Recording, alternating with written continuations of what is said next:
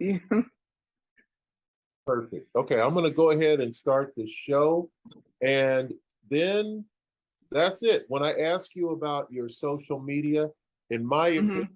that's the last question. So just so you know, if when I ask you like how do we reach you on social media, if there's more Right. you want to tell me, make sure you mention it then because by the time I get to social media, I'm done. Does that make Okay. Okay, cool, cool, cool. Okay, here we go. All right, so we're gonna start this thing. Hey, hey, hey, what's up, man? It is the Ace Michael Show. Ace Michael's on the dial with you. Happy to be here, happy to be anywhere, happy to be everywhere on your dial. If you ever want to be on the show, listen, you can. All you have to do is send us a message and just say, hey, I want to be on your show, man. And then we can get you on the show. And that's what's up. It's the best way to voice your ideas, opinions, convictions, suggestions, beliefs, you name it. We do it. And that's what's up on the Ace Michael Show. Today, my guest is Tyler. Tyler, Hey. Ace Hey, Michael. hey. Go. Hey. Thank you for having me. Absolutely. So before I get into my piece of it, tell us your story. Where are you from? What's it all about? What are you doing? What are you up to? What up? Ooh, why why is that such a challenging question? So many moving parts. Well, basically, without sounding corny, I'm kind of from Houston, Atlanta, Vegas, meaning born in Houston. My childhood was in Atlanta, like a decade or over, a little over.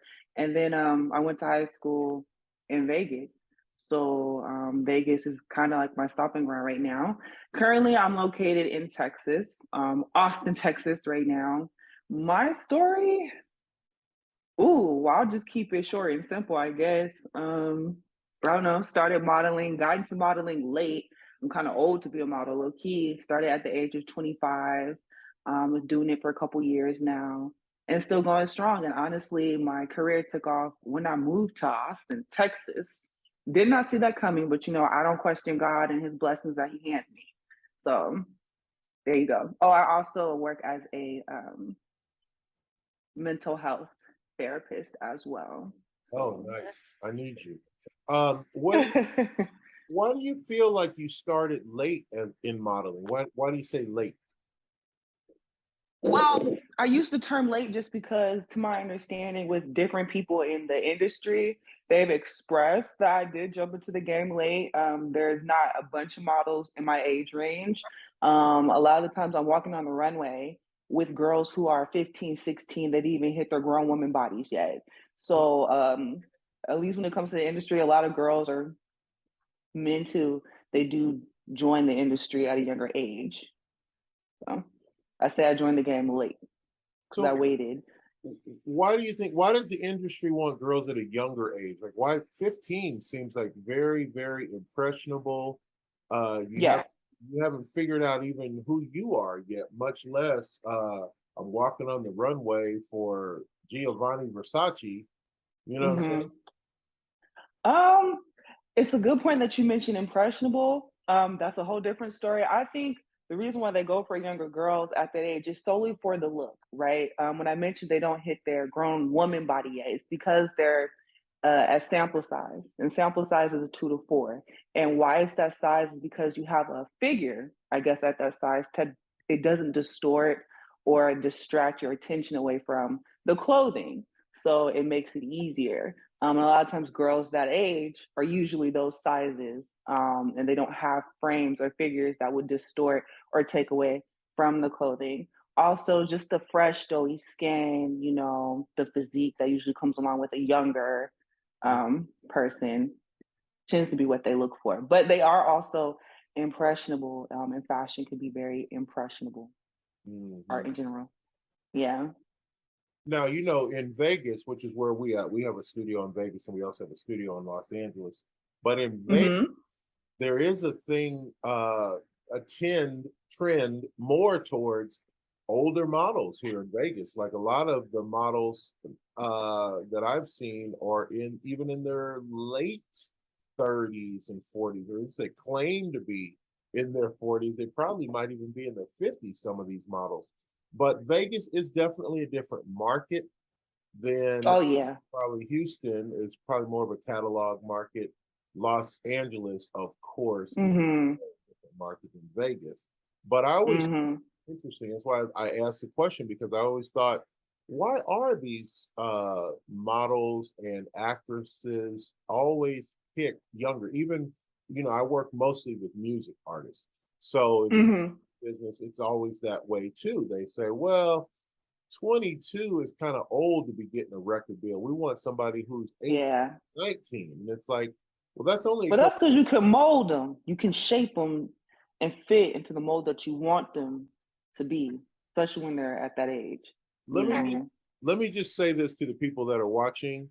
Just from my experience, and just so you know, if you think you can shape and mold a teenage person into doing anything they don't want to do, that is Mhm. insanity. Just saying. Good luck. Good luck. We all thought we was grown when we was teenagers and we knew better. Yeah, So trying to reel in a teenager, that seems like a whole lot more work than getting somebody who's already got a little bit established. But I know that in the music business, they say, well, if we take an artist on, we're expecting this artist to go on tours. We want this artist to mhm. studio all the time. They can't do that in Mhm. late 20s. Maybe they already have a family going on. They already have commitments. There's already Right. going to be that still silent voice from the boyfriend or the husband in the background. He's like, "What are you doing? Mhm. Where are you going? Right, Why are right. you coming back? Right. What do you work? Ain't nobody said you could go nowhere. Make me some chicken with some beans, okay?" Anyway, that's what Right. they. All right, so tell me more of your story. So now you're also an actress, director. Yeah, I actually started off in dancing and then became a thespian, meaning I did a lot of stage plays growing up, like as a kid, high school and whatnot. And I never actually thought I would do it seriously as an adult. Honestly, I didn't even think I would be a model. I didn't see myself as that or anything like it. Honestly, it was just my own insecurities. And that's why, to kind of go back to your original question, why it took me so long to start was because I just didn't think it was for me, so I didn't attempt. And I was just kind of holding myself back, really. So when I decided to take that leap of faith and just try it, it worked out. But yeah, I did some acting. I actually got my first like Sag commercial since Mhm. moving to Austin, and that was not something I expected either. Like that's honestly how I got my first apartment here Oh, really? So you was through made that. that much? Yeah, You did pretty well for yourself. I guess so. It was God, promise you, because like I didn't expect any of this. Like Well, when I went to the it's always casting, God. Let's get that, guys. It's always God. Okay, so we right? do know that. Okay, Basically, so you did well. So you got paid, and you did enough money to get your own place, which is a mm-hmm. milestone. Right. It's interesting. It's hard to get your own place, but once you do get your own place, then it's hard to stay in your own place. You know what I'm saying? Like now you It's got a to motivating I factor, got to you make the know. rent. Oh, good lord. You got to keep it going because once you get your own space, especially if you like your own space, and I love my space, you know what I mean? Yeah. Then it's a driving force. Like I got to keep getting bookings. I got to keep getting patients. I got to get this money, like so I can afford a certain lifestyle that I've become accustomed to. So Yeah. it's a motivator for sure. Wow. So congratulations for that. You've reached a Thank milestone that you. some people never reach in their whole career. Some people, they're going after this for decades and they don't achieve that point. I mean, I've got a good friend who's an actor. She's in a couple of films that are Yeah. featured, that are coming out, and she's still not making the kind of money. She's still working during the day doing something completely different that she doesn't love. Hmm. But she's an Right. actress and she's happy, because she gets to do these movies. Maybe she does like 2 movies a year. And Right. Are they like indie films or like local projects? Or are they like no, films that these are are, I mean, one of her movies, she just came out. Tom Sizemore was a co-star. What's his name? William Baldwin, I think, was the Baldwin brother that was a co-star. Oh wow, I mean, okay. she's getting good work, but Hmm. it's a hustle, and she goes to auditions all the time. She It gets is a turned down hustle. a lot, but she's used to Uh-huh. it, you know? Yeah. You never lied. Hustle is like the main thing. I think a lot of people, because people will hit me up because, from high school or like undergrad or whatever, and they're like, they see me modeling, I guess. And they're like, oh, can you put me on? You know, what do you do? Point me in a direction. And Yeah, here's the thing, people always want to be put on because it's easy, you know, just place me where I need to be. But it don't work like that. You know, I'm still hustling to this day. I'm not in a predicament to where I can just get you booked, get you casted, whatever. And I think people forget it is a hustle. You got to educate yourself, break out your comfort zone, talk to people you may not necessarily want to talk to. You got to gather information and really push yourself. right. Um, and get out there and take initiative versus, oh, put me on. Because if I put you on and send you to a casting, you don't know what you're doing, that's going to make me look bad. That's right. So I think people don't understand that. That's right. Let's talk Gotta end come game correct goals. So, in what is game. the legacy that you'd like to leave with your entertainment career?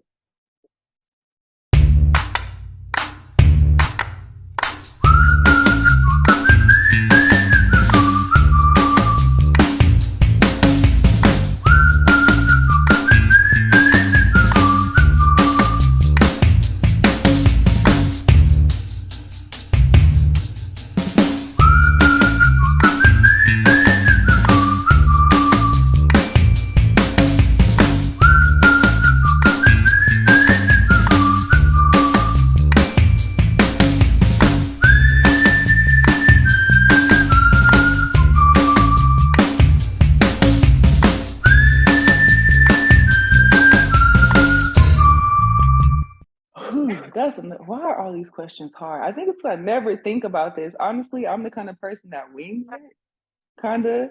And I constantly surprise myself. So I'll just try things. Now, as far as the end game, before you asked me that question, I was thinking I'm just gonna keep trying whatever, pushing whatever, and see where I land and see how long I can do this. I mean, I don't look my age, you know, black don't crack, thank God. But you Black know, if the actually trends does change, crack eventually. Just so if you you know, own yeah, crack, black doesn't stay resilient forever. There is a point where black will crack, but you're nowhere near right, that right. now. That's for sure.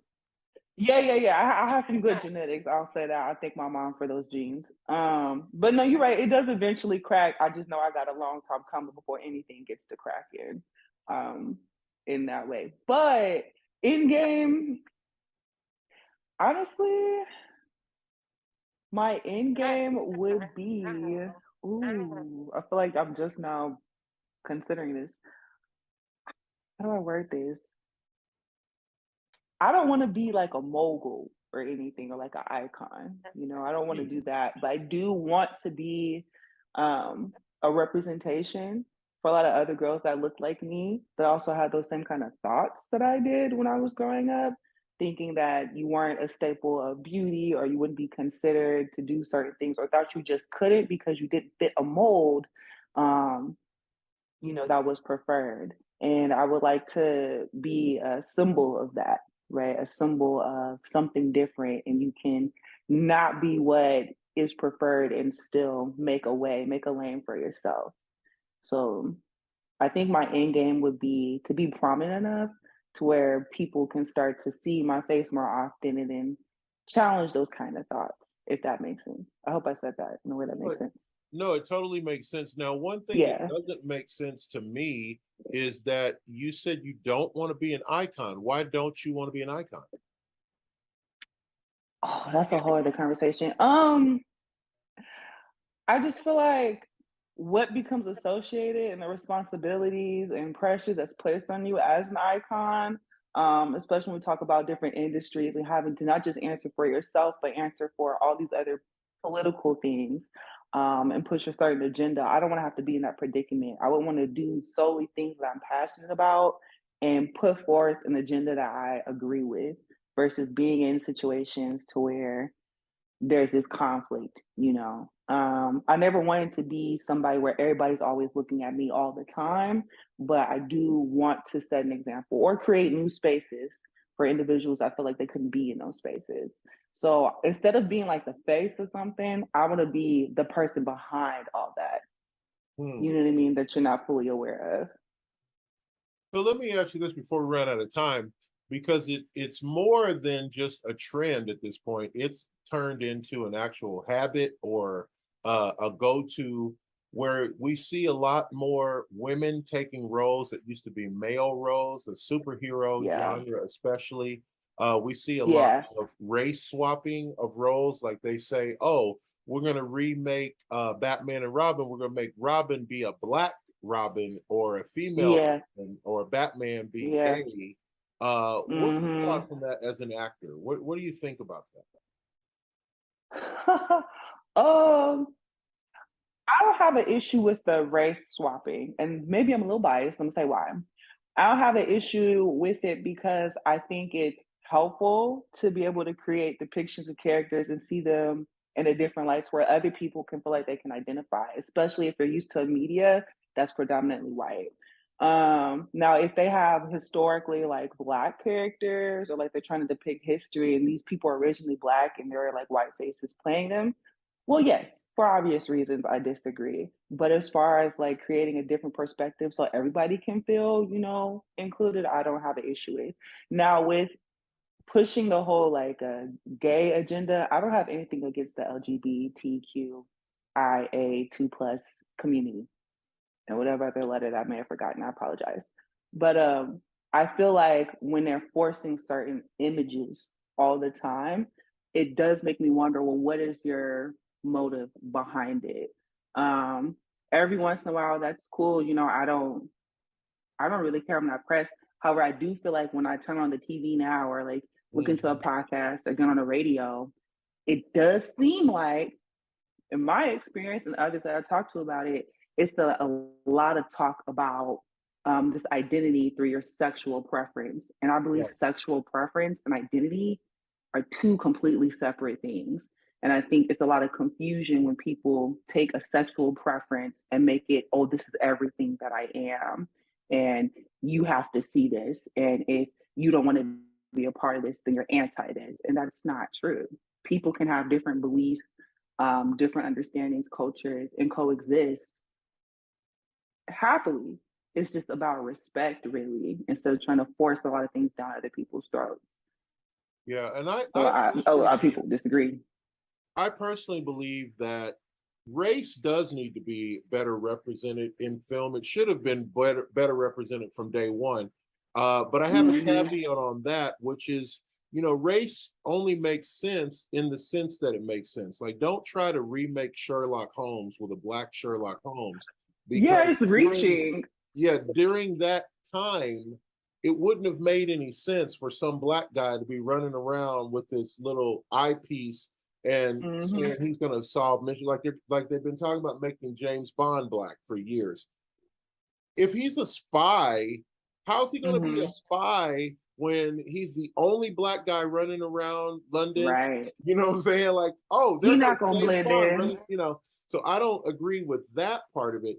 Now, where it comes to the sexual orientation, I think that's nobody's business unless you have a story that Hmm. really revolves around two lesbians' love affair.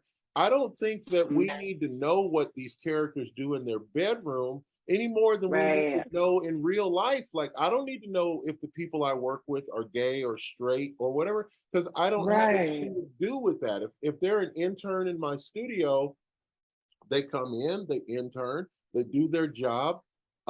It doesn't matter to me if they're white or black or Latin or Native American or indigenous or handicapped. None of that matters to me if they can do their job. But I definitely Hmm. don't need them coming to me and saying, well, since I'm gay, okay, well, since I'm straight, like I don't see how that ties. Yeah. Yeah, I completely agree. And that's why I mentioned sexual preference versus identity. I don't really need to know, who you lay with. It's perfectly fine. However, not from everybody in the community, but even like when I go into the office or like go on set or like just come across people in life, it does Mhm. seem like I have like a flag thrown in my face or like they're very quick to mention, oh, Yeah, their yeah, sexual preference as identity. It's like, that's cool. I didn't right. ask, but like, Nobody's business. that's And cool. and the thing is, Yeah. here's the thing: if you're going to make that be everybody's business, then you have to go down and dirty. You have to start letting people admit that they're into child pornography or pedophilia. You know what I mean? If you're going to start talking Mhm. about people's sexual preferences and making that be Mhm. an identifier, Then you got to go, Mhm. okay, well, who are the people in the room that like to get spanked on the bottom? Let's have those people on the left side. Let's have the Yeah, people on the right side that like a little bondage right. play. Cosplay people? Anybody? Yeah, Cosplay yeah, people? yeah. The Okay. Dom people, the fuzzies in Yeah. the Now we got to get building. into, yeah. And I don't think that has a place. Now, speaking of that, though, do you feel ever put upon to do a job based on too much sexuality? Do you ever get a job offer that you're like, whoa, Yeah, I'm not really all the comfortable doing time. that? All the time, especially in the fashion industry, when you think about it. Hmm. If you look into it, I hate trying to say things where it comes off like a stereotype, but let's just be raw. Like a lot of the designers I've walked for have been gay men.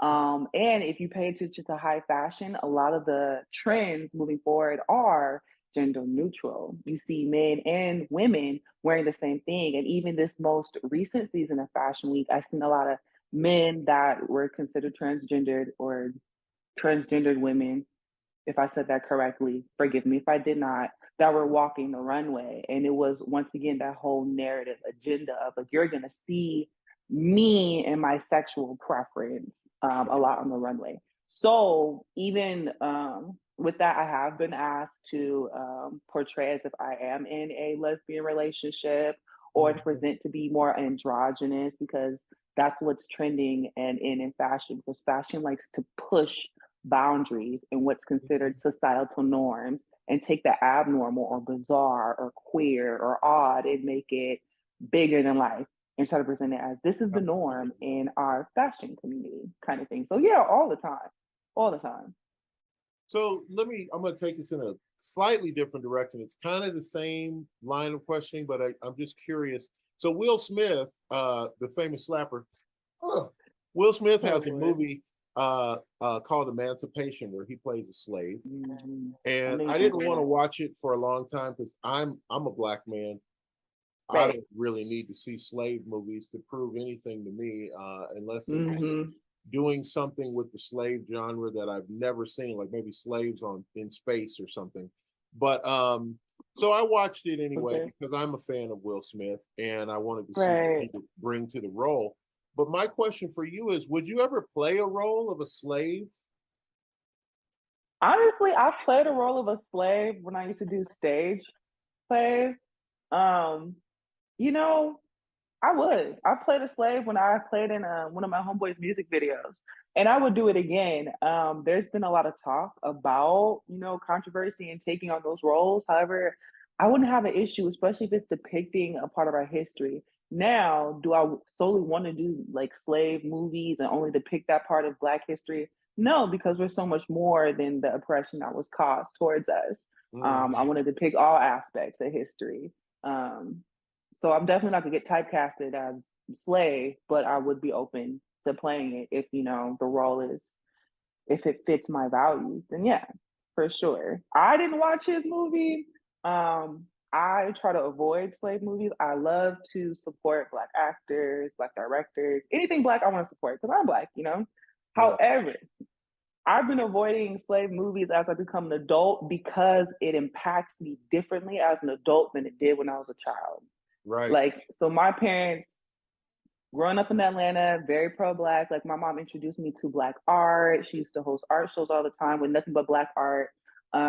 They would take me to museums. I learned a lot about the history. Like, my parents would make us do like little Black reports or Black history reports and talk about it. Like, we're very pro Black. Mm.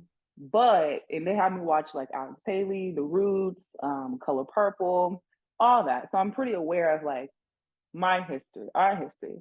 However, today as an adult watching a slave movie, I would avoid it because the difference between now than how I felt as a child, it's I've been exposed to a little bit more, I guess, of some oppressions that have been hidden or a lot of microaggressions, especially like in the workplace or on set.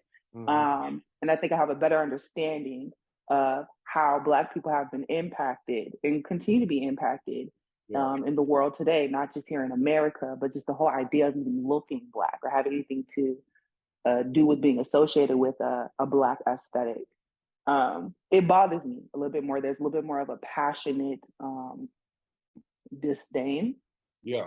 for certain things that I just don't tolerate. But as a kid, I didn't have these experiences or think about it that way. But now as an adult and I'm truly seeing it for what it is, Mhm. watching these slave movies, if I have to go on set the next day, or I'm the only black person, if I walk into the office and I have like a white patient, giving me her white tears, I'm not gonna handle it well because I just watched my people get whooped and beaten and raped, and I gotta come and look at you. You look just like that person that was on the screen. I'm gonna have a lot of counter transference. So I avoid it just to keep me sane and keep me peaceful because not every white person is racist. That's not true. I met some beautiful white people, Caucasian people that have beautiful spirits and are very supportive. So I don't want to watch that and get angry. And now all of a sudden I'm the angry black woman. Like I just avoid it. Keep the peace. Yeah, and movies have a way of sticking with the stereotype all the way through. Like, for Oh example, yeah. I've been watching lately, I got onto this James Bond marathon. I don't know why, but well, I do know why. So I saw the James Bond marathon advertised, and then I realized that Hmm. I've never watched all James Bond movies from start to finish. I just I never did. haven't either. So I figured, why not? So I started watching this James Bond marathon, and one of the things I noticed is, like, in the 50s, James Bond, there were female characters that they would introduce, like, James, this is Ilsa. She's a nuclear physicist. And Ilsa literally is only going to have about 3 lines in the whole movie. Help me, James. Hmm. James, don't leave me. Right. And then that's it. That's all we get to know about her as a nuclear physicist, this most intelligent, smart person Yeah. next to James Bond is just a bumbling idiot. James knows everything. Now that's the 50s. Hmm. Now we fast forward to 2023, and it seems that Hollywood is going in the complete opposite direction. Now you have a female character who's introduced as someone's little sister, but in her basement, she's actually working on the same magic nuclear bullshit Hmm. program that the Hmm. actual real scientists can't figure out. But she figured out how to make that same thing in her bedroom using tools from her house. And she's a genius. She's beyond a genius, Hmm. you know, and she can beat up guys twice her size. She can run as fast as Superman if she wants to, or she can Hmm. outrun the Flash. So, what do you think about that? Like, we literally have gone from this is over here to now the needle is way over here, where, Hmm. Rey from Star Wars can be a Jedi Knight. She never had to do any training. Just give her a lightsaber. Right. She's good. She's as good as any of the best Jedi Knights ever She without. woke up like that looking at us. Yeah, she's just a badass. She grew up on a desert island, but she knows how to pilot a boat if she needs to. She can pilot Yeah. not just any fighter plane, but the Millennium Falcon, which is only Han Solo's ship, but she can fly it. So anyway, so Yeah. what do you think of that kind of swap that's been going on? Two things, three things. The math is not mathing. Second, there's holes in the script, which you gave a lot of examples for, obviously. And then the last thing, I think why that's happening is once again, this whole agenda. I blame feminism. I'm not completely against feminism, but I'm not a feminist by any means. And what I mean is, I'm not going to say that men and women are the same. And it kind of goes back to when you mentioned how there's switching roles with like races or sexual preference and things like that. Um, yeah, it doesn't make sense for all of a sudden now this female version of our protagonist, right? That's usually male, and they're giving it to female spaces. They all of a sudden have all these skills and assets, and I just feel like that is unrealistic. But once again, it's a movie and it's a story, so I guess it's not supposed to be terribly realistic. I think in some aspects it is cool. I will say I liked Wakanda Forever how it gave the little sister more of a shine. However, I did notice it seemed like she was more androgynous a little bit. Now I couldn't tell if her and Namor was supposed to be love interest, or they was like homies, like bros, like you know what I Right. mean? Yeah. Yeah. So they used to create the love interest, and I feel like they've been kind of downplaying the love interest unless it's same sex.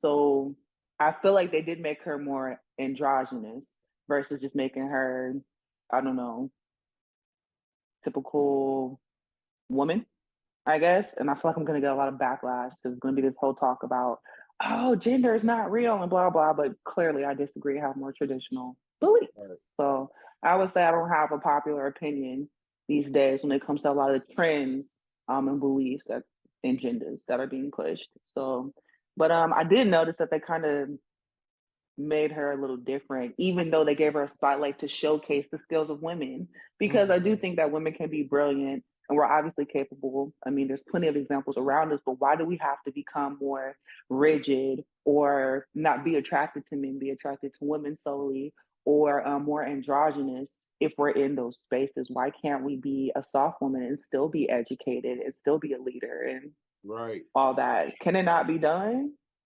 Well, and here's the thing Is that too, what and they're saying? before we run out of time, let me say this.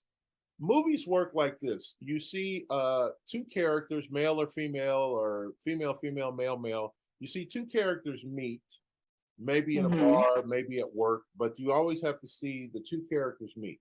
The next thing that you see, so that you know these two characters are interested in each other, is some type of sexual interaction. They meet at a bar. Right. The next scene, they're in the bed together having wild, passionate sex. Yeah. Then they're in a relationship now.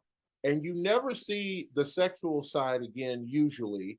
And you never mention the romantic relationship. Now we're just in the relationship. Now we're a couple. How do we know Mhm. we're a couple? Because we had wild, passionate sex 6 minutes ago. And that's how you know we connected. Now we're a couple. And I think Yeah.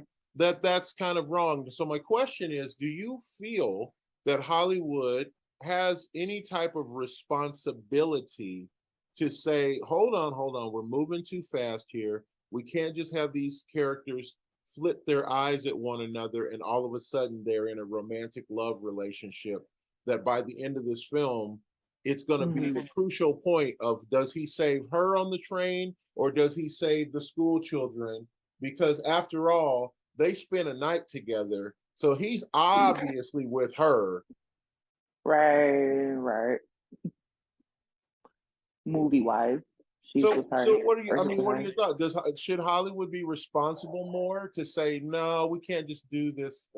Having two characters just be in bed together. Do I really wanna just solely blame Hollywood? I mean, I understand what media puts forth in their agendas and, like, what they're trying to normalize, and I think that's why a lot of kids are messed up these days and Right. are not in relationships, in situationships. "Oh, fuck boys get money," or, "Fuck these hoes," blah, Right. blah. That's what all the kids are Right. doing now, and they're all lonely and, struggling with their identity these days. But I'm not gonna sit here and say that it's solely Hollywood. I'm gonna blame what's going on in the home. Is the parent there? Is the parent present? Is the parent, regulating like, hey, this is what you've seen on TV, but that's not reality. Like just because you sleep with somebody, they may not necessarily want to be in a relationship with you. And I think a lot of parents may not be comfortable enough to sit there and have that raw conversation with their adolescent.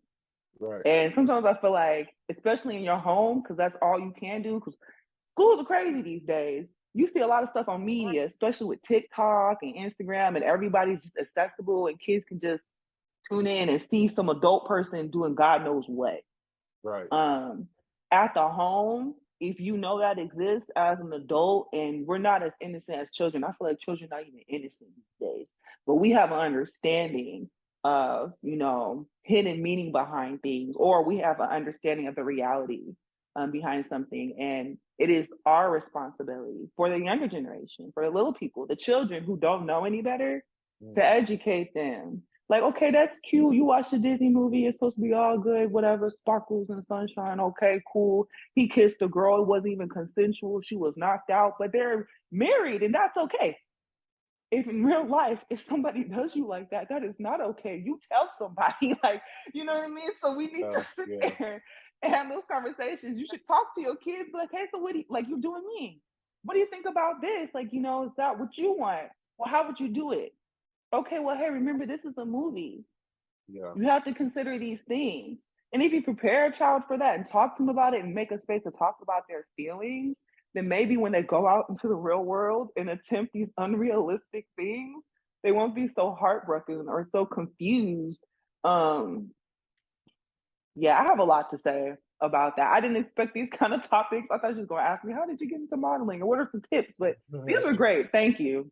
Thank you. Nobody really asked my opinion about these things. I usually just keep it to myself. Well, So, your but opinion matters. Absolutely. So, how do we stalk you on social media? We want to follow you. We want to be fans. We want to be subscribers. We want to be likers. yeah. We want to sleep in the bushes outside your window. What do we need to do? Okay, y'all cannot sleep in the bushes outside my window. That's enough. However, I do have social media. I have IG. You can follow me at the real underscore Ty Chanel. That's TYSHANELLE. I'm on Facebook and I'm on Snapchat, but best bet is to hit me up on IG. I'm more active on there. And that is what's up. Hey guys, it's been the Ace Michael Show. I'm Ace Michaels with you, live and in living color as always. You know what I say? Live the life you love the life you live. Thank you. Mm-hmm. Thank you. Oh, that was a little bit of fun, mate. It was. I didn't even like think about being